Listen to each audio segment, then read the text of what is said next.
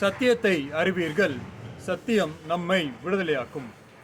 விடுதலையாக்குவது சத்தியம் மாத்திரமே. சத்தியத்தை நம்முடைய வாழ்க்கை அடிப்படையில் வேறுபடுத்தி இவ்வாறு சொல்லலாம்.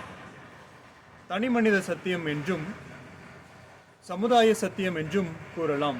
சமுதாய சத்தியம் என்றால் ஜனநாயக சத்தியம் என்று பொருள்படும். தனிமனித சத்தியம் தனிமனித சுதந்திரத்தோடு தனிமனிதன் தெரிந்து கொள்வது. ஜனநாயக சத்தியம் என்பது தனிமனிதன் தன்னுடைய சுதந்திரத்தோடு சத்தியத்தை தெரிந்து கொள்ள வழிவகுப்பது.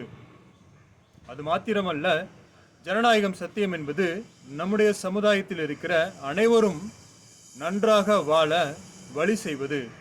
சுதந்திரத்தோடு சமுதாய வாழ்க்கையை வாழ்ந்திட துணை நிற்பது. இதை நாம் அறிந்து கொண்டு புரிந்து கொண்டு பகுத்தறிந்து செயல்படாத பட்சத்தில் அழிவும் புரிதல் இல்லாத தன்மையும் பெருகும்.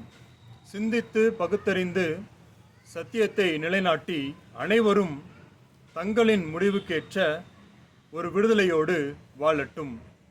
ஜனநாயக சத்தியம் அனைவருக்குமானது. அதை நிலைப்படுத்திதான் ஆக வேண்டும். இல்லை என்றால் சமுதாய அழிவு உண்டாகும். இதையும் ஜனநாயக மக்களாகிய நாம் ஞாபகம் வைத்துக் கொள்ள வேண்டும். சிந்திப்போம், செயல்படுவோம்.